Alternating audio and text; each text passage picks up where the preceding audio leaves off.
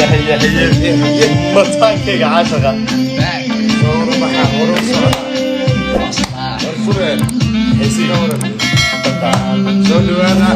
محمد علي فرح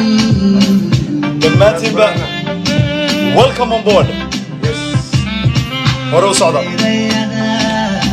كلها الليا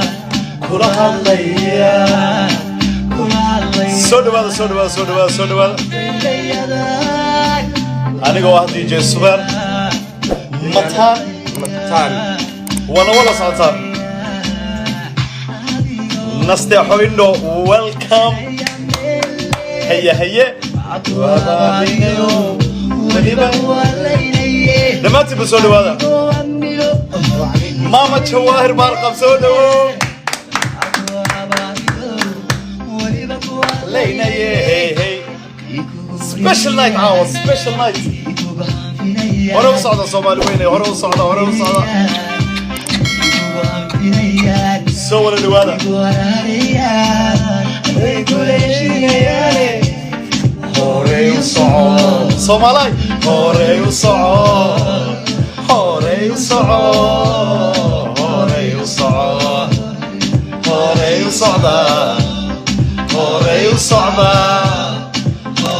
soo dhawaada dhammaantiinba hore u socda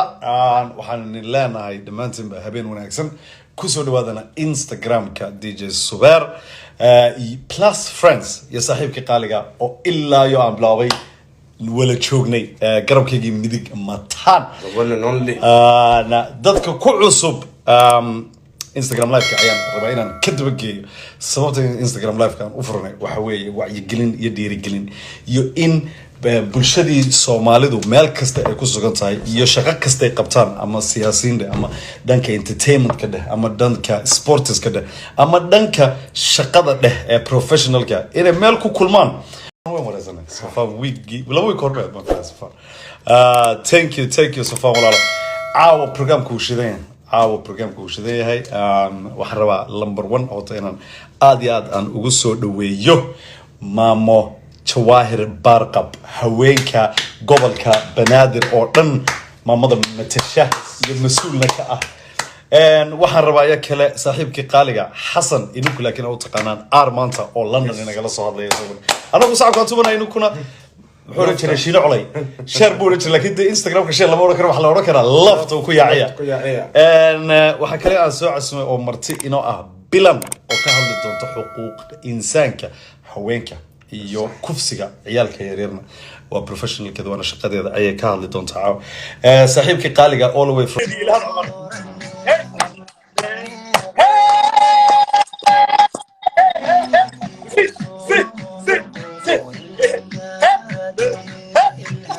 هذا إلهام رمضان I know إذا كوا أفرتي لك أنا كويل وصامنا هاي I know واحد عم تخبركي سكت المريض وكل شيء مركي ساعة سنة وحولي ورمين الصوت لك ما أفرنا ما هاستي قد يس I know السلام عليكم السلام ولا هرت waxaan ka bilaabayaa ilaahanay inaan aad iyo aad walaalo kaaga mahad celiyo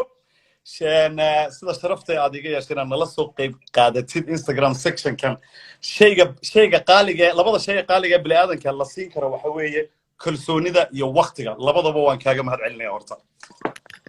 ku mudan waan aadan ugu faraxsanahay in aan visually kuwada kulanno aniga huge fan aan ahay marka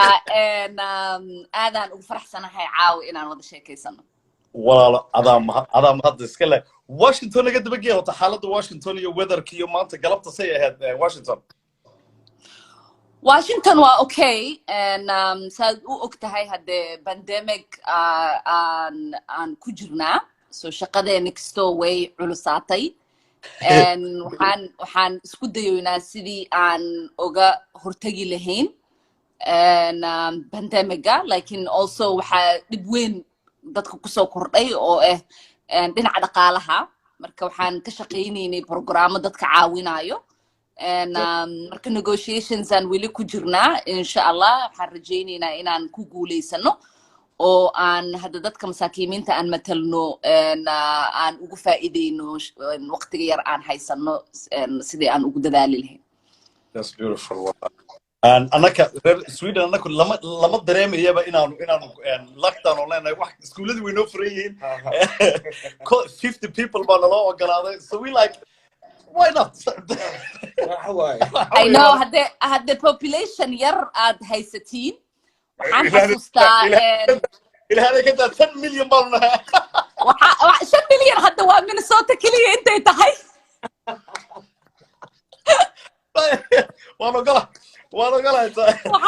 waxaan xasuustaa 2005kii waxaan tagay Stockholm iyo Göteborg.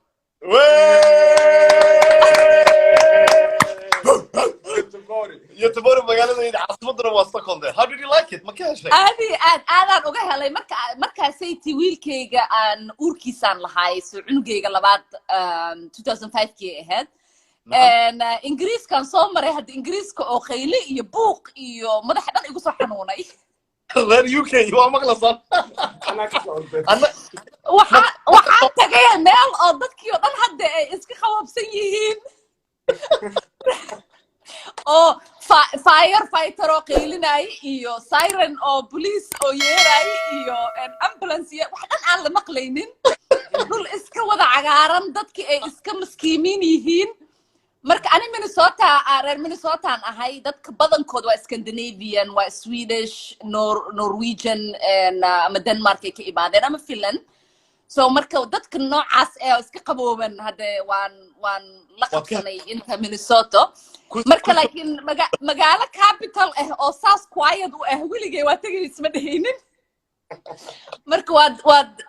nasiib weyn aad leedihiin waxaan xasuustaa familkayga hooyo dhinaceeda oo tiro badan aad degan Göteborg abtiyaashay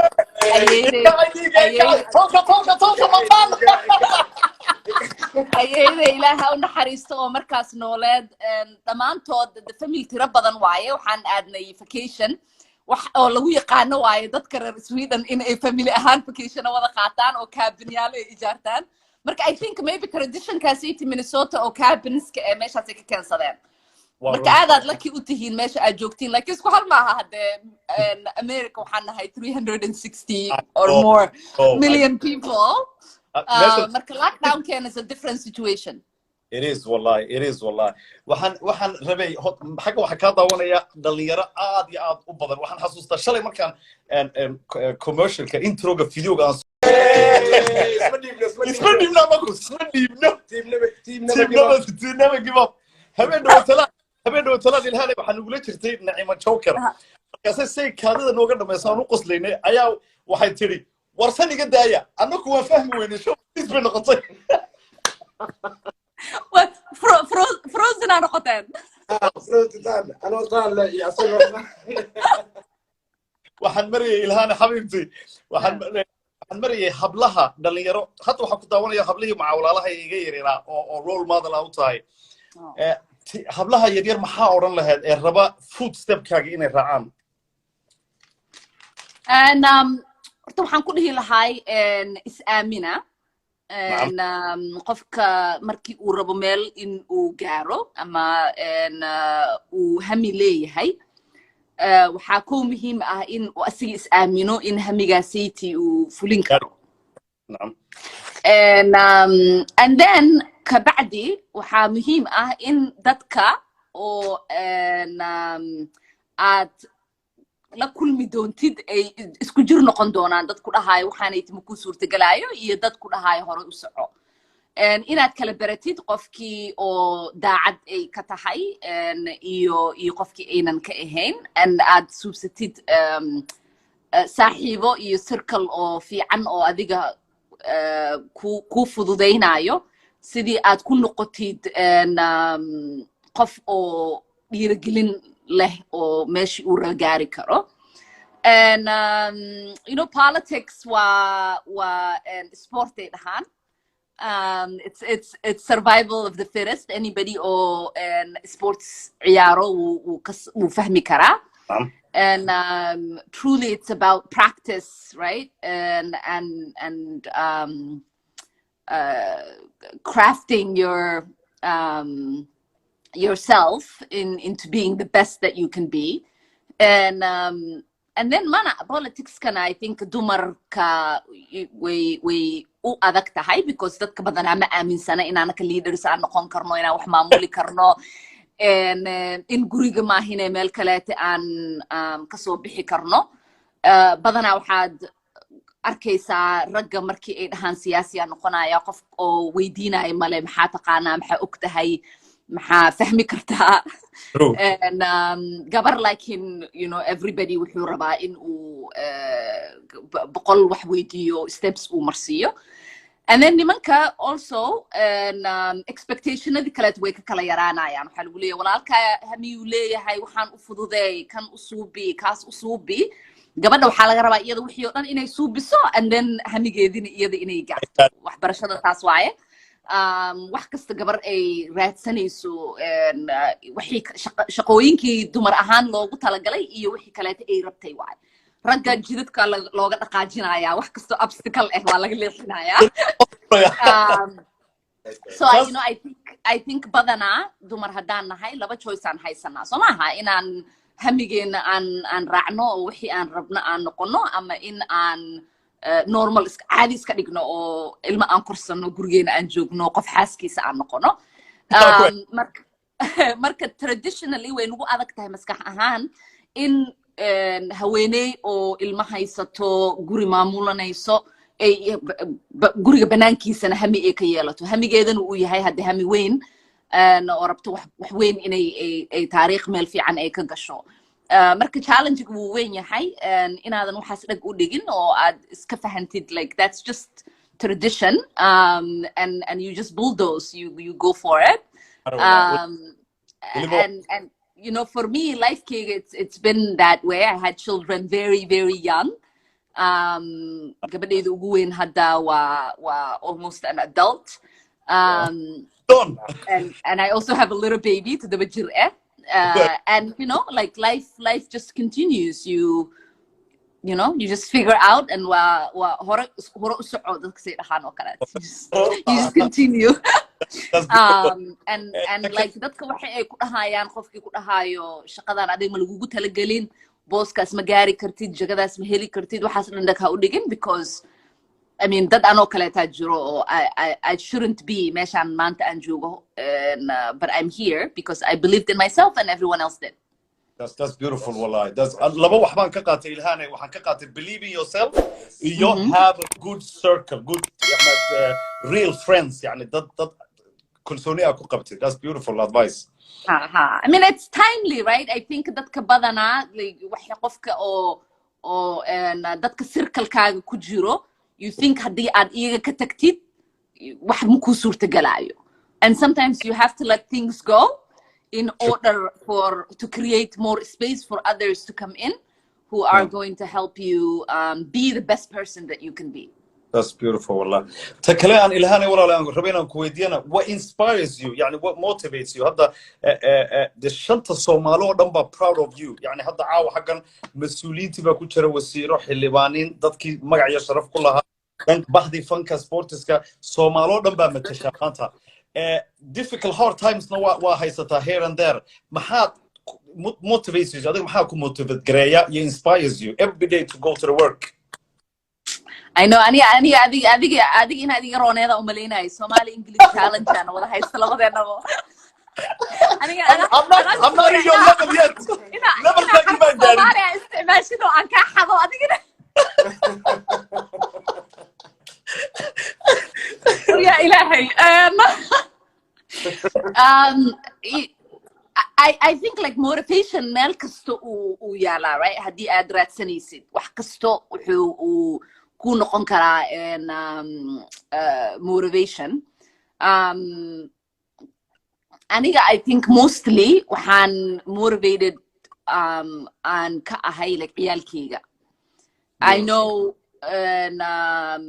yaraanteydii waxyaalo badan possible maynan ii ahaan because environmentigayga different ahayd and I motivated ciyaalkayga inuu every single thing possible uu ahaado, so I want to create a different environment than the one aniga aan kusoo koray, culturally, politically, religiously, and family wise. You know, I think opportunities are limited when you don't have a good external environment to exist in. Exactly. And oftentimes we don't think about that external environment. You know, we forget that there are so many challenges, there's so many obstacles that can be removed if there was a societal growth. Okay, wow. And so I think ciyaalkayga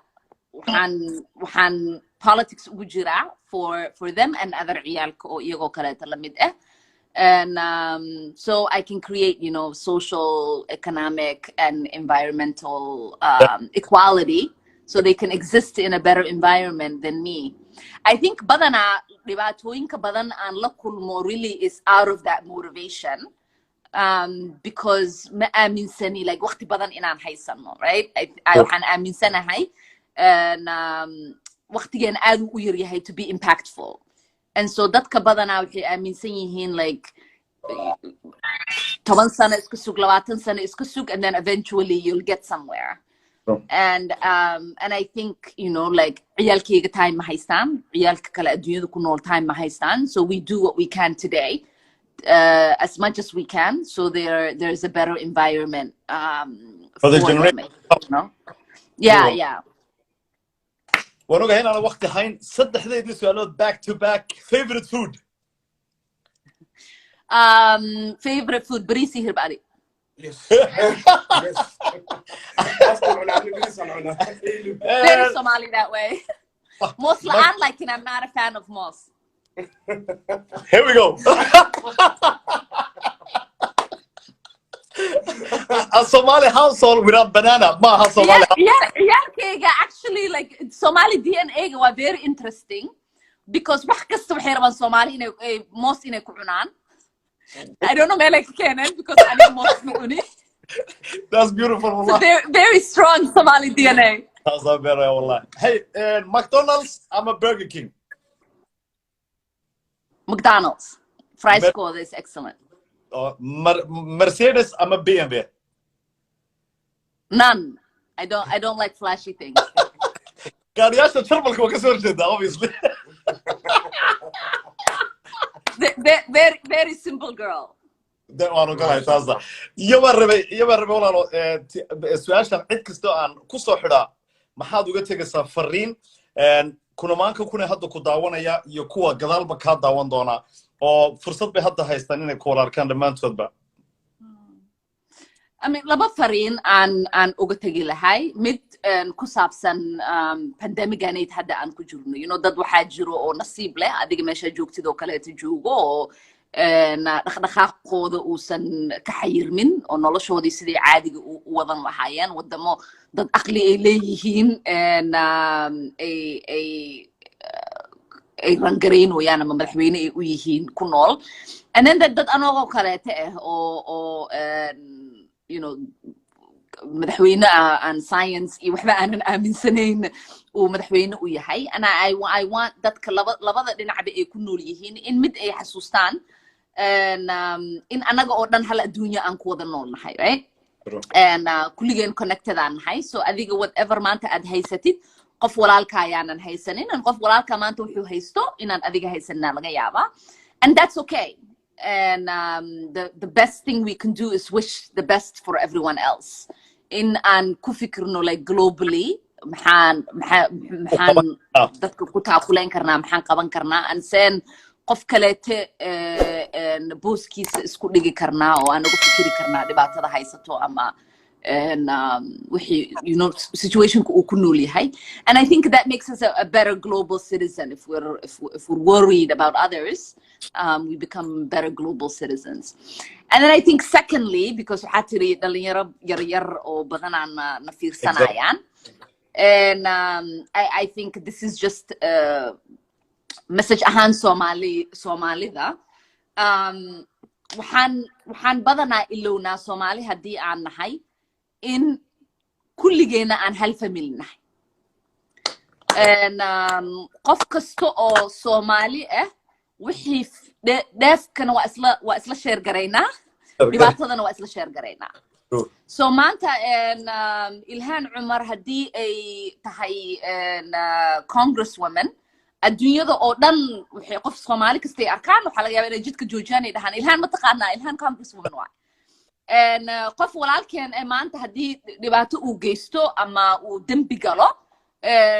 qof kasta oo Soomaali ah oo laamiga maraayo waa la joojinayaa waxa la leeyahay ninkaasaytii oo dadka dilay oo magaciisa suubiyo Soomaaliga ma taqaanaa kaas mis taqaaniin so marka haddii aan dhibkii iyo dheeftibo aan isla wada wadaagno ha inaan xasuusnaano right in annakii aan isku noqono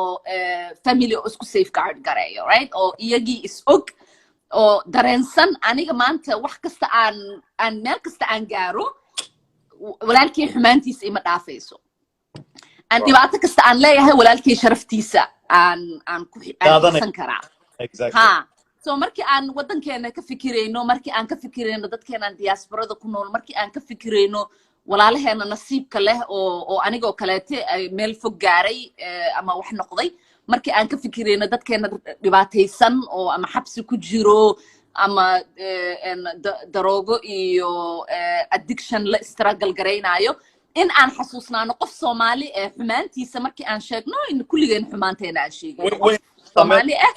wanaagiisa markaan sheegno kulligeen wanaageena inaan sheegino aan uga fikirno truly because any family weyn aan ka imaaday and like family is complicated but ultimately we're family so maaha like family is very complicated and wixii anaka family ahaanteena aan xasuusnaano like to wish each other the best and to ultimately help one another when we are struggling. I see dhalinyaro badan oo Soomaali oo addiction la struggle garaynayo and dadka badana ay si xun uga hadlayaan ama ay rafaadinayaan ama ay dhibaataynayaan ama you'll see like that mental illness and la struggle garaynayo hooyooyin masaakiimiin ciyaal yar yar kaligood korinayo dadka xumaantoodii ay ka shaqaynayaan meesha ay dhihi lahaayeen qofkan familkeygii waay walaashii oo kaleeta aan uga fikiro walaalkay oo kaleeta aan uga fikiro maxaan ku suubin lahay maanta haddii walaalkay ahaan lahay cabdigaasay tilaamiga taagan maxaan ku suubin lahay haddii caasho oo 3 ilmood haysato ay walaashii ahaan lahayd and saas aan iskugu take care gareyno because adduunyada family ahaan ay noo aragtaa adduunyada waxay noo taqaanaa in aan ka dhan wada dhaqaano you can't imagine every single where I go dadku way istaajina and they're like oh will New York dagan ama ko Sweden aan ku soo arkay you know somebody like Finland there's a